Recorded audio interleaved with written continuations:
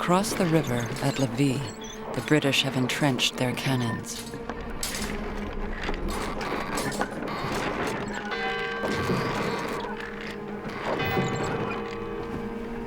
The city is waiting.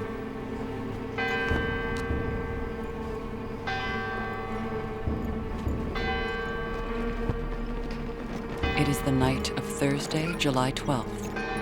François-Joseph de Vienne is watching from his warehouse. At precisely 9 o'clock in the evening, the enemy sent a rocket from the heights of the Pointe de Lévis.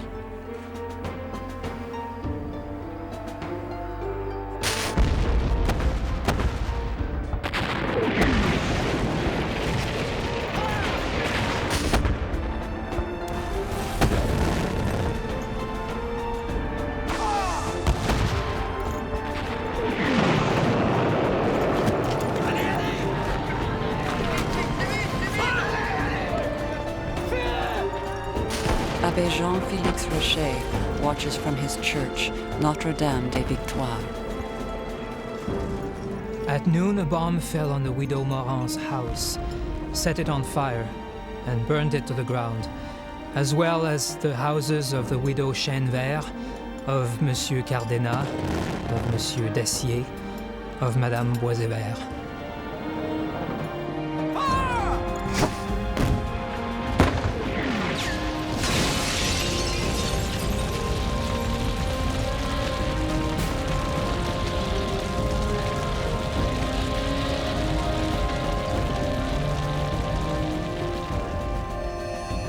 During one night, 50 of the finest houses in the lower town were destroyed. During this dreadful conflagration, we could offer nothing but tears and prayers at the foot of the altar during such moments as could be snatched away from tending to the wounded.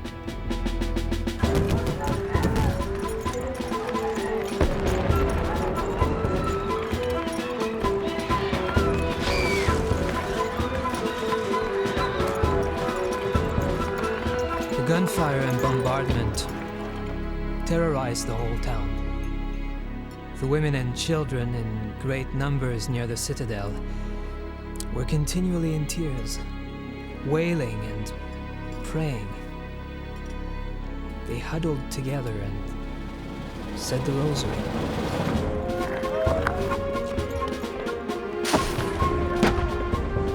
The siege spreads terror and provokes rage. A soldier of the Lassar regiment was killed by a bomb. The English were angry that our men worked on our batteries during the truce. It seems they want to impose their laws on us already. The British are bombarding a nearly deserted city.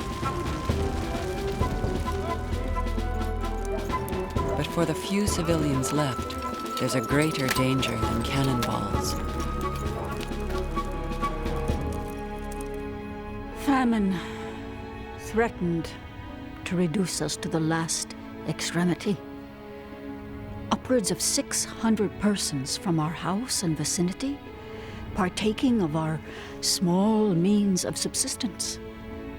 The enemy, informed of our destitute condition, was satisfied with battering at our walls, hopeless of trying to vanquish us, except through starvation.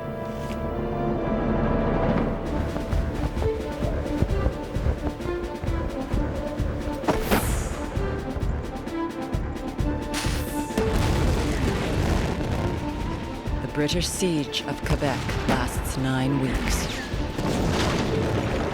Every morning, every afternoon, every night, the bombs fall. Almost 20,000 cannonballs have crushed the city. And still Quebec will not surrender.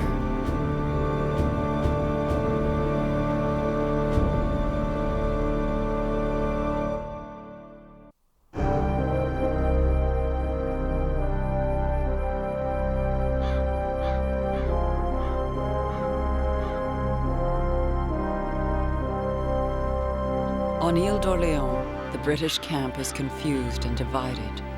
It is commanded by a very sick man who spends whole days in bed, and even when he's well, he's indecisive.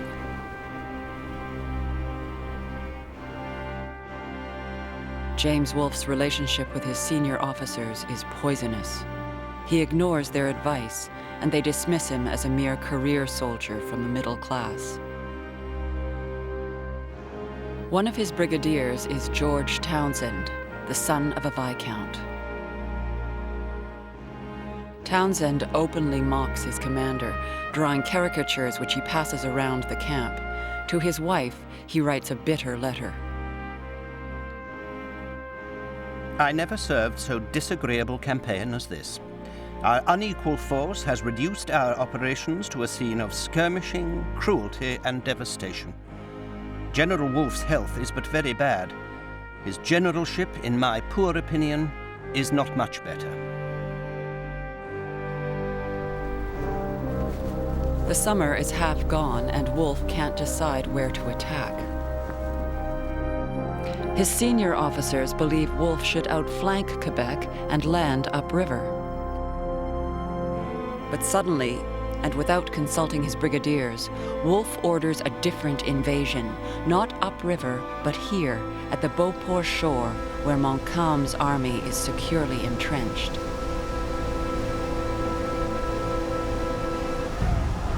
On the morning of Tuesday, July 31st, near the falls at Montmorency, Wolfe launches the invasion of Quebec. 4,000 British troops storm the beaches in front of the Beauport trenches. It's the same gamble Wolfe used at Louisbourg and won.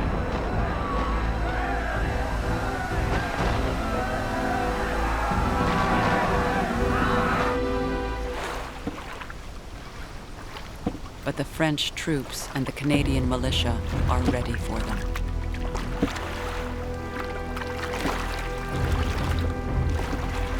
This time, Wolfe's gamble ends in disaster. The French have crushed the great British invasion. Vaudreuil is jubilant. I have no more anxiety about Quebec. Monsieur Wolfe, I can assure you, will make no progress. His orders say that he will try us again in a few days. That's what we want. He'll find somebody to talk to.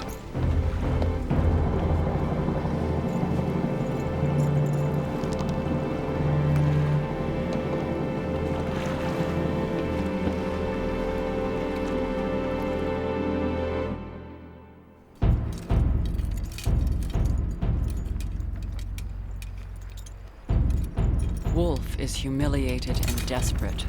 Now he opens the darkest chapter of his campaign, telling his officers, "I intend to burn the whole country from Kamouraska to the Point of Levis."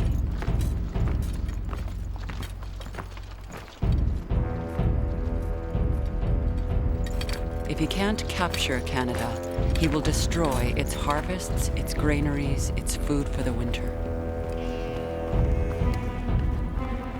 The British range along the St. Lawrence for 100 miles. They lay waste to deserted villages and farms.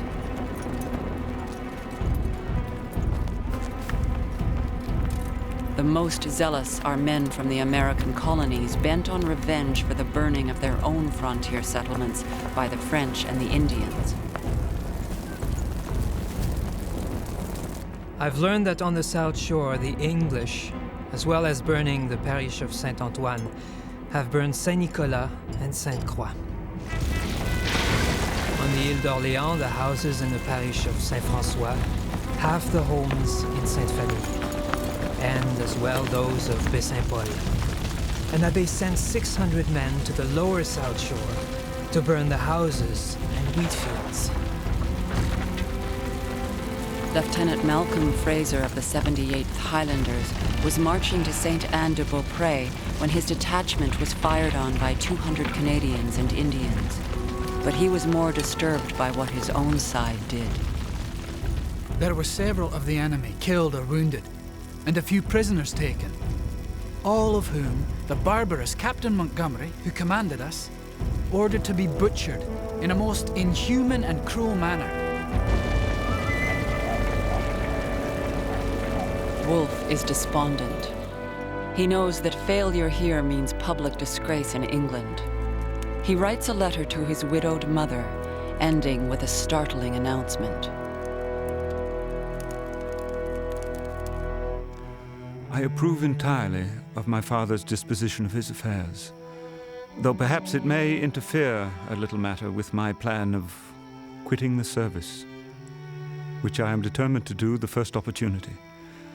I mean so as not to be absolutely distressed in circumstances, nor burdensome to you, or to anybody else.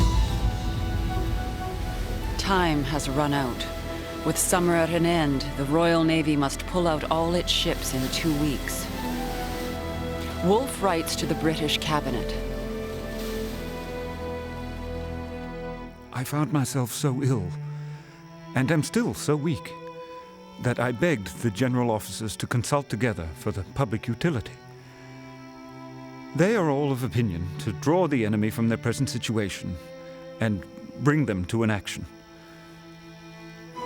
I have acquiesced in their proposal, and we are preparing to put it into execution. The generals decide that 5,000 men will invade 30 miles upriver, but at the last moment, rain delays the attack. While the invaders wait in their ships, Wolfe wanders off by himself, back toward Quebec, always examining the north shore. No one can quite believe what he comes up with. Wolfe will gamble one more time.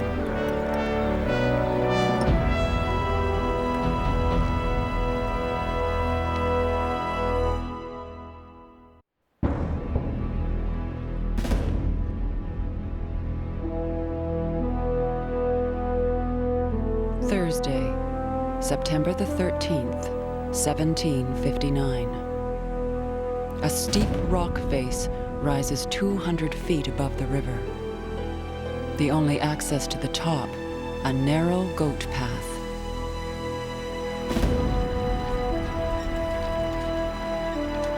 James Wolfe has ordered all the landing craft to drift down the river, and the troops to scale this forbidding face to a field he has never walked.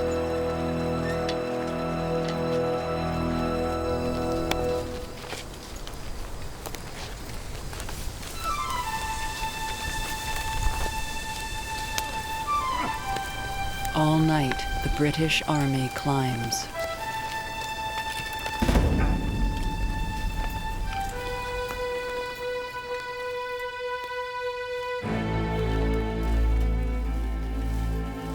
"5 o'clock in the morning, on the plains of Abraham.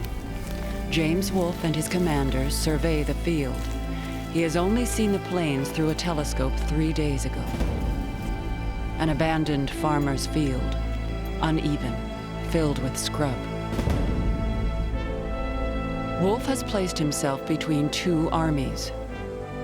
On one side, Montcalm's main force is at Beauport, an hour's march away.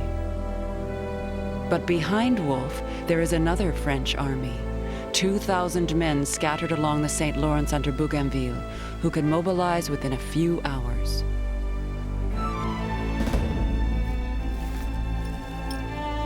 Wolfe is gambling Montcalm will take the bait. If Wolfe can't tempt Montcalm into a quick battle here this morning, his position is militarily desperate.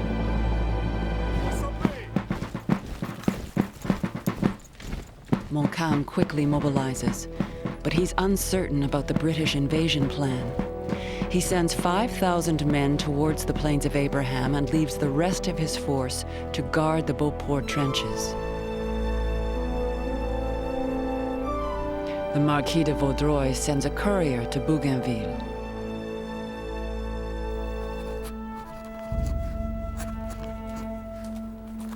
A 6:45, September 13th. To Monsieur de Bougainville. It seems quite certain that the enemy has attempted a landing. Monsieur le Marquis de Montcalm has just left. As soon as I am sure of what is happening, I will notify you. Postscriptum. The enemy forces seem considerable.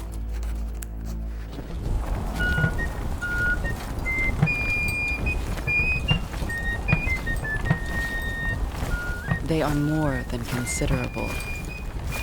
By 8 in the morning, 4,000 men are assembling on the plains of Abraham.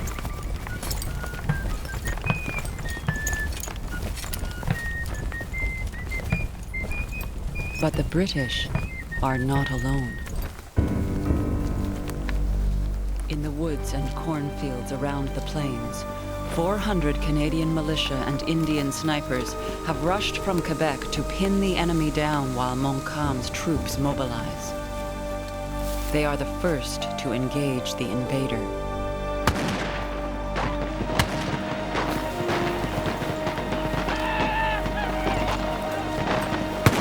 Lieutenant John Knox sees men falling around him. What galled us the most was a body of Indians and other marksmen they had concealed in the corn opposite to the front of our right wing and a coppice that stood opposite to our center.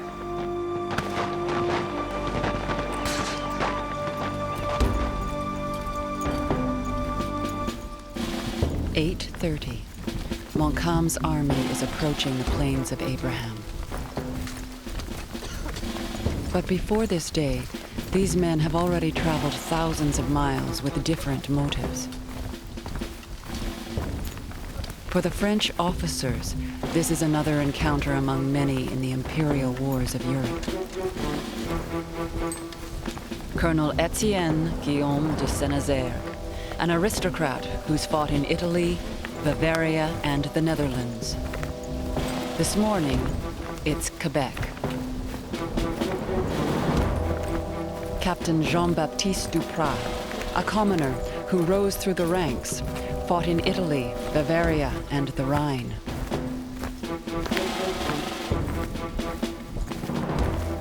Fiacre François de Montbéliard, commander of the French artillery, veteran of the War of Austrian Succession.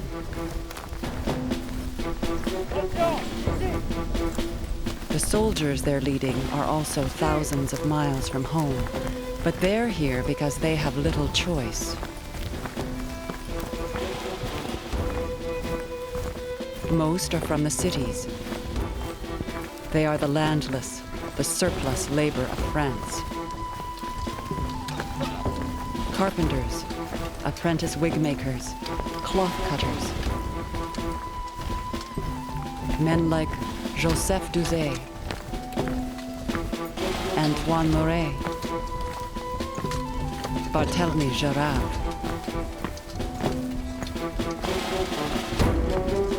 Most had never even heard of Quebec before they were shipped here.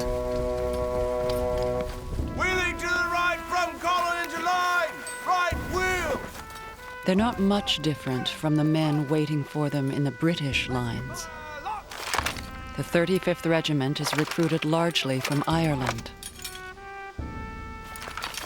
Many are farmers displaced from their land. Michael Clinton, John Darby, Abel Skittle. Irishmen who have spent most of their time enforcing the British occupation of their own country.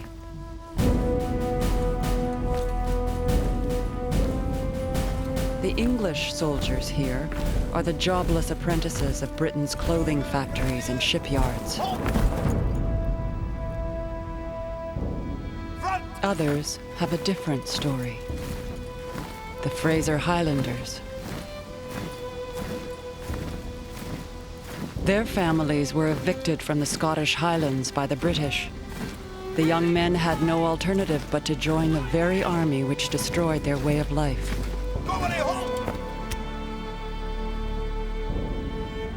James Thompson, John Fraser, Alexander Fraser. These men have nothing left to lose.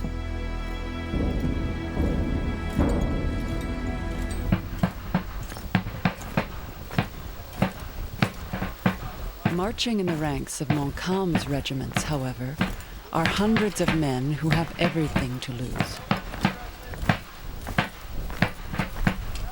Fathers and sons of the great Canadian families. D'Argenteuil, Courtemanche, Repentigny.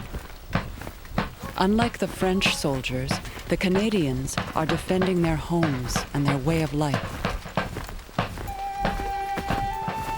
François Clément Boucher de la Perrière.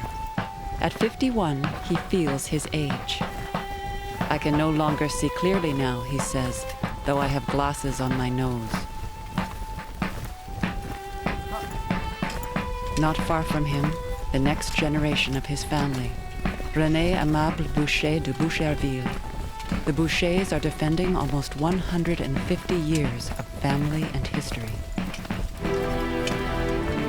Charles Deschamps de Boisbert spent 2 years protecting fleeing Acadians from the British. He leads the Acadian militia this morning.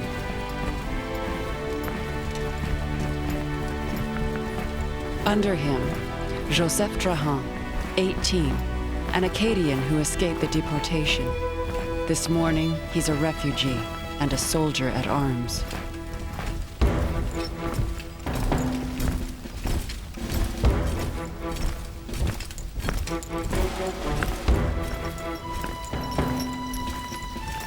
The British Army now numbers 4,441 men. To increase their firepower, Wolfe has ordered them to load 2 lead balls in their muskets instead of 1. To stretch his army out over the widest possible distance, Wolfe orders his men to form in 2 long, thin lines rather than the usual 3.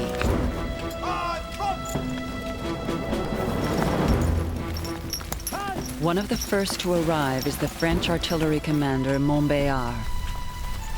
He scans the plains below him. The British line is a mile wide.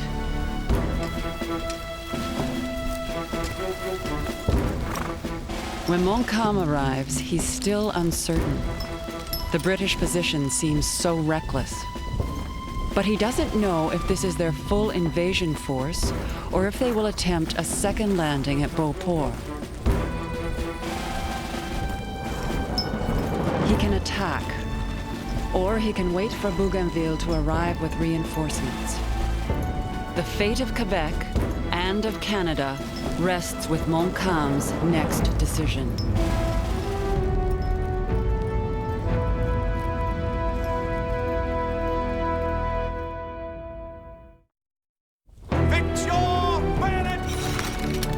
It is the morning of September the 13th, 1759.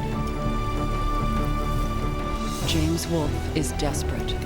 He's placed his army in a precarious position, hoping the French will attack him. The Marquis de Montcalm is shaken and uncertain. Is this the real British invasion or a diversion? The battle for North America will unfold here, on an abandoned farmer's field, a mile from Quebec.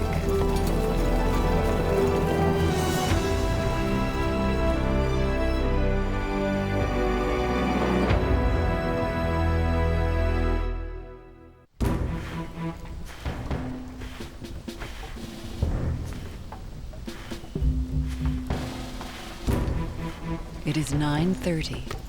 The real battle has not yet begun. Fire!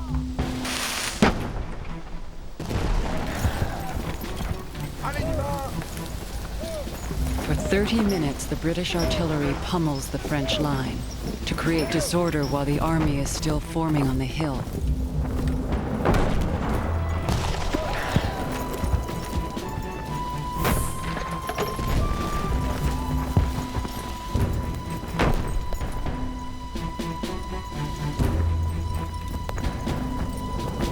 Montcalm decides he will not wait for Bougainville's reinforcements. He will strike at the British this morning. He rides to his artillery commander, Montbéliard. I spoke for a moment with Monsieur le Marquis de Montcalm, who told me we will not be able to avoid the battle. If we give them enough time to establish themselves, we will never be able to attack with the kind of army we have.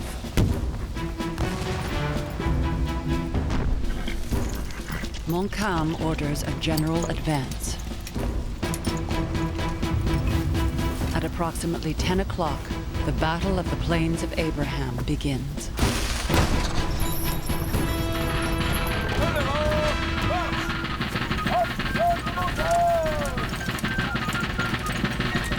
It is a textbook maneuver. Montcalm's army will advance in a massive column. It will sweep down the hill and smash the thin red line. But the French line that started down the hill is uncoordinated, and after a short distance, the first mistake. Someone gives the order to halt the advance and fire. Apprêtez vos armes! En joue!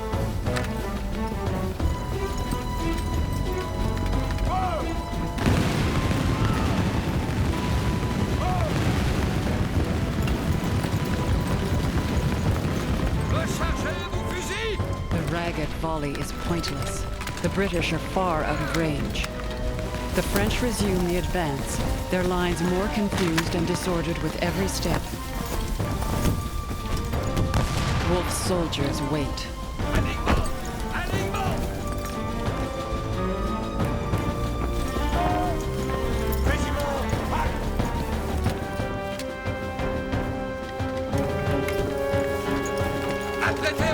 When the French are within 40 yards of the British, they form for their second volley. This time they can see the faces of the men in the British line.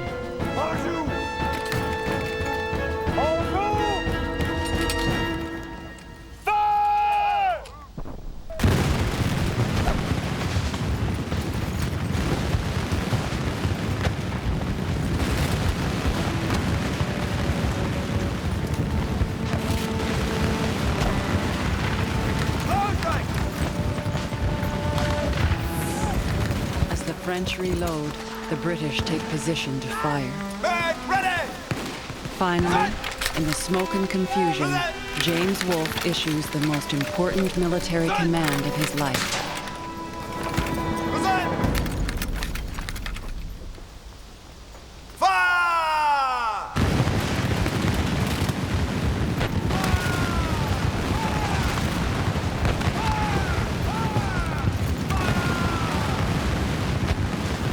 The British volley is devastating. A mile-wide burst of concentrated fire.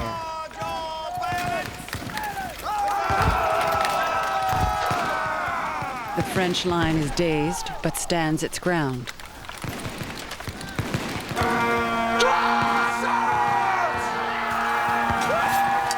Then the Highlanders unleash an advance with broadswords that can slice a man in half. Joseph Trahan of the Acadian militia is right in front of them. I can remember the Scotch Highlanders flying wildly after us, with streaming plaids, bonnets, and large swords, like so many infuriated demons.